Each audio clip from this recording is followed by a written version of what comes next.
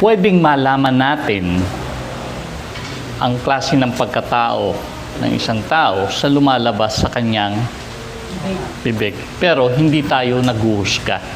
Diba? Lalo na kung negatibo yung nasasabi. Patawarin na lang natin. Diba? Pero, malaking bagay yung nai-reveal sa pagkatao ng isang tao sa lumalabas sa kanyang bibig. Nasa pang 5 huling wika na tayo. Na ano yung alam natin yung pang-unang 3 ay para nag-minister ang Panginoon, di ba? At yung pang-4 ay yung kausap niya yung kanyang Ama na nasa langit, ating Diyos Ama. At yung pang-5, yun, tama si kapatid, na ang ika-5, para sa sarili yun eh. Ano yung word na nakalagay ron sa John 19:28. Ganito ang nakalagay. Alam ni Jesus ang naganap na ang lahat ng bagay. Kaya't upang matupad ang kasulatan, sinabi niya, ako'y nauuhaw. Yun, salita ay sa sarili niya eh. Yung, ano yung nararamdaman niya. Kaya, sa nagbabasa, hindi yun talaga tungkol sa ibang tao. Kundi kung ano yung nararamdaman ni Jesus. Di ba? Ganito yan. Ang si John, na nagsulat ng gospel, siya lang ang may record nito. Na ako'y nauuhaw. Yung 3 gospel, walang nabanggit tungkol dito. Siya lang. Bakit isinulat ang Gospel of John? Unang-una, ang rason kaya isinulat ang Ebanghelyo ni Juan ay dahil patunayan, hindi lang patunayan, para makilala ng tao na si Kristo ay Diyos. Diba? Na si Jesucristo ay Diyos. Sa anong paraan. Kaya niya pinasimulan ang John, kung mapapansin niya, simulan ng John 1:1, In the beginning was the Word, and the Word was with God, and the Word is God. Sa pasimula pa lang, isinilagay na ni John yun, na ang Berbo ay Diyos, ay kasama ng Diyos, at ang Berbo ay Diyos, at nagkatawang tao sa verse 12, di ba? At mapapansin mo, buong gospel ng John, lagi yun nandun, ako ang daan, ang katotohanan at ang buhay. Walang makakaparoon sa Ama kundi sa pamamagitan ko. At din nabanggit din doon na yung mga ako ang tinapay ng buhay. Ako ang tubig, ang the living water. Di ba? Di ba? Ibig sabihin, lahat ng kadalasan na nakasulat sa John na nagpapatunay na si Kristo, Jesucristo ay Diyos. Ba? Pero pagdating dito, ito na yung nung nakapako siya sa krus, merong pinatutunayan pa rin si Juan. Siya yung nandun eh. Siya lang ang apostol na nandun sa krus eh. Lahat nagtakbuhan eh. Ba? Siya lang yung naiwan eh. Kaya siya lang yung nagsulat nito.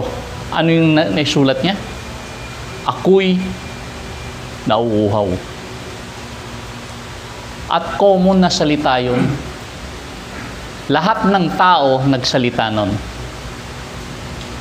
Ang isang bata nagsalita nun eh. Pag galing sa laruan, madalas, kahit ako, nung bata ako, madalas ko sabihin yun. Inom tayong tubig. Nauuhaw ako eh. Umiinom kami noon sa banga eh. Malamig yung tubig doon eh. Di ba? Tapayan. Di ba? At yung ngayong pagod na bata, babisikleta. Punta tayo sa tindahan. Bili tayo ng soft drinks. Nauuhaw ako eh. Di ba? Kapapakapi ka naman. Bakit? Nauuhaw ako eh. Di ba? Lahat ng tao, binanggit yung word na yan eh. It is a common word. Pinapatunayan na si Hesus Kristo ay 100% na tao. Di ba? Ito yung pagkatapos mong pagpapaluin, paparsanin mo ng krus, at ipako mo sa krus. Di ba? Na-dehydrate na siya. Physically,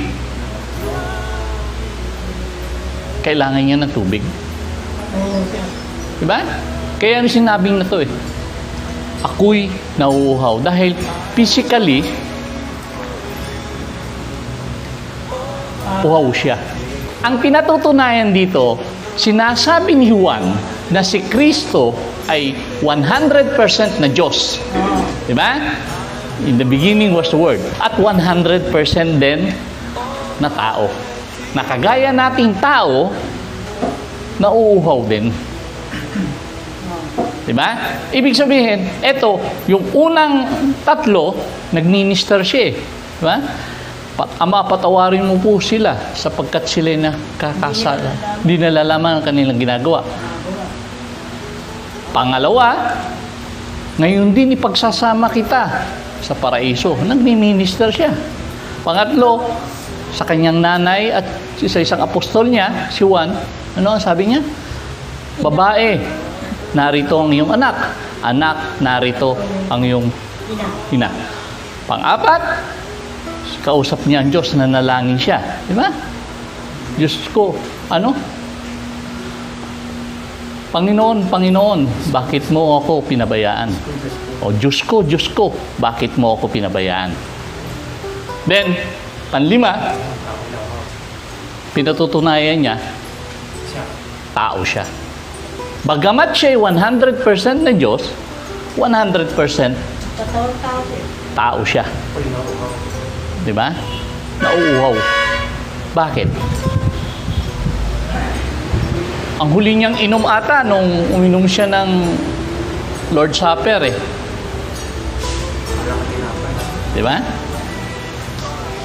Pagkatapos nun, kinagabihan, hinuli siya, kinaumagahan, pinagliti siya. Pagdating ng alas 9, pinako na siya. Pinapasan muna sa kanya at alas 9, pinako siya sa krus. Alas 3. Imagine, 6 na oras siyang nasa loob, nasa krus. Kahit naman tayo, naglaro nga lang tayo, uhaw tayo eh. Physically, nauhaw siya. Then, pangalawang reason, dito tayo. Malayo pa yung Ate Lina yung sa pangatlo na sinabi mo. Ang pangalawang rason, doon sa binasa rin natin. Alam ni Jesus na naganap na ang lahat ng mga bagay. Alam ni Jesus eh. Diyos siya eh. Diba? Diba? Madalas niya sabihin yun, alam kong nasa puso. Bakit ganyan ang nasa puso mo? Diba? Madalas niya sabihin, alam niya eh. Diyos siya eh. Alam ni Jesus lahat na lahat ng bagay ay naganap na. Kaya't upang matupad ang kasulatan, di mo mapapansin nyo, kaya't upang matupad ang kasulatan, sinabi niya, ako'y nauuhaw. Upang mapulpil daw ang propesiya, sinabi niya yon. Bakit? Pagkatapos niyang sabihin yon, anong ginawa nung sundalo? Kumuha ng suka, pinainom siya para humanitarian yun eh. Para maibsan man lang yung sakit niya eh. And suka yung pinainom sa kanya. Hindi nakakapatid ng uhaw yun. Actually, sa Psalms 69 verse 21 nabanggit yun. Ang aking bibig ay parang tuyong abo.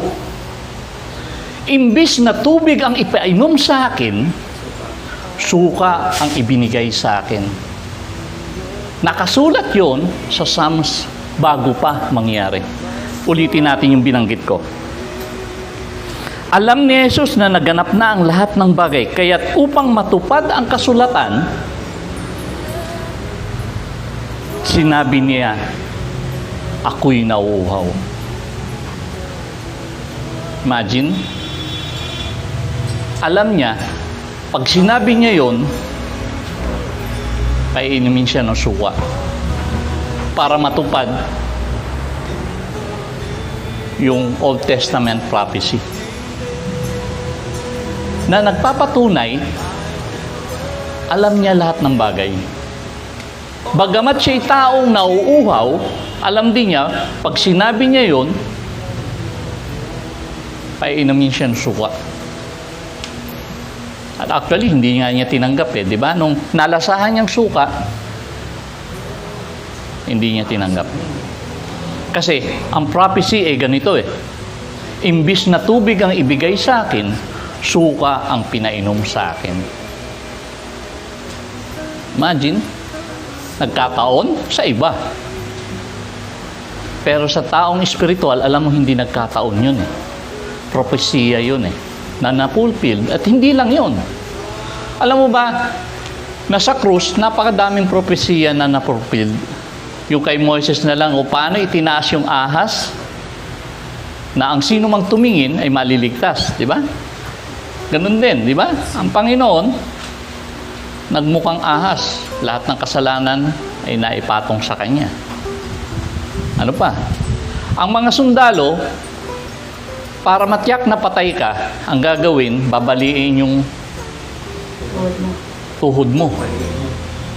Pero may propesya, ni isa mang buto niya ay walang mababali. Yung dalawa, binali yun. Pero sa kanya, hindi. Nung ililibing siya sa isang libingan ng mayaman. Di ba? Ganon din yung nangyari. Hiram na libingan. Diba? Pinahiram ni Joseph Arimatheas.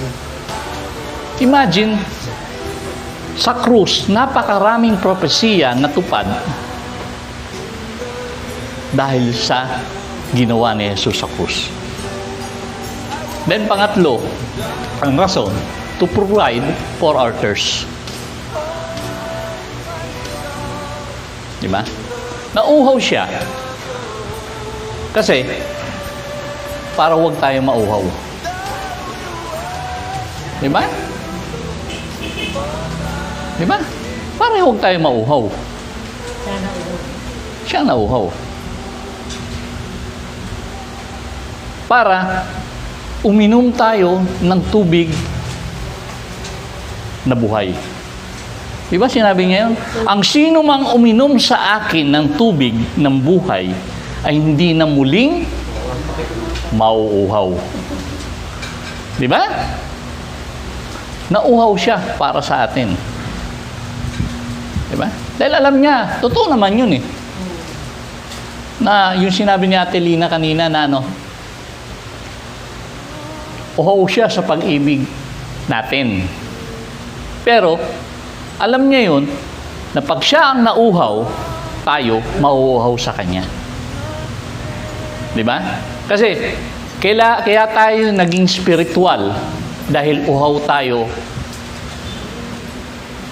sa Panginoong Jesus. Diba? Kasi kung hindi tayo nauuhaw, hindi mamubuksan ang kamalayan natin Diba? Hindi mabubuksan na maghanap tayo sa Diyos. Dahil, bakit ba ang tao nauuhaw? Ganito yan. Pag ang katawan mo, may pagkukulang na sa isang bagay. Di ba? Tubig yun di ba? Nararamdaman na ang katawan natin yan. Pumupunta sa isip natin yan. At sasabihin na natin, kailangan ko nang uminom. Nauuhaw ako. Diba? Pero pag hindi ka na nakaramdam ng uhaw at dehydrated ka na, mamamatay ka na. Ganon din sa spiritual. Pag hindi ka na nauhaw sa Diyos, hiwalay ka na sa Diyos. Kaya maraming tao hindi na uhaw sa Diyos eh. Diba? Wala nang panahon sa Diyos. Diba? Pero ang taong nauuhaw pa rin sa Diyos,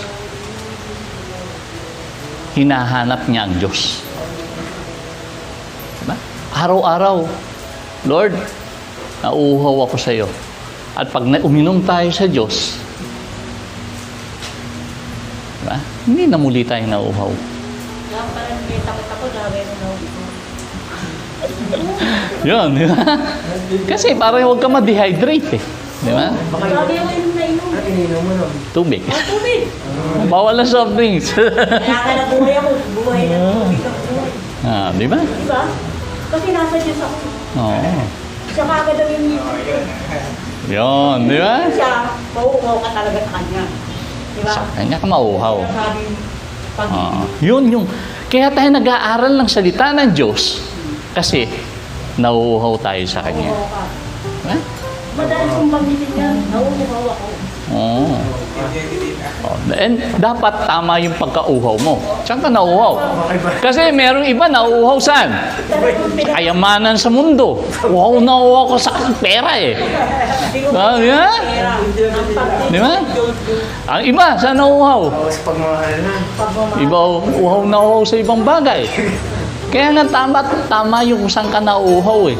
Di ba? Kasi kung hindi tama yung pagkauhaw mo, Tubig yan eh. Wala. mali. Di ba? Di ba? Hindi ka lalakas. Oo, malalayo ka sa Diyos. Madidehydrate ka. Inom ka ng inom. Ang ininom mo pala. Buhay ang hinahanap. Puro, di ba? Hindi ka kahit kailang ininom mo yung bagay. Uhaw ka, tapos ininom mo beer. Di ba? Hindi mo sama yun. Uhaw sa beer. Di ba? Kaya dapat tama yung saan ka nauuhaw. Sa kasiyahan. O, yun ba? Uhaw sa kasiyahan. Di ba? Kaya nga dapat tama kung saan ka nauuhaw. Kasi kung hindi tama yung pagkauhaw mo, hindi uhaw Kasiyahan. ang kaluluwa mo. Ano ang nauuhaw? Yung laman mo. Katawan naman mo. Di ba? Dapat ang kaluluwa mo ang nauuhaw. Hindi ang laman mo. Kasi maraming tao, puro uhaw sa mga bagay na pangsanlibutan. Libutan. Pero nakakalimutan na mauhaw sa Diyos. Diba? Kaya nga dapat tayo mauhaw Sa Diyos. sa Diyos. Yun lang po. Yun.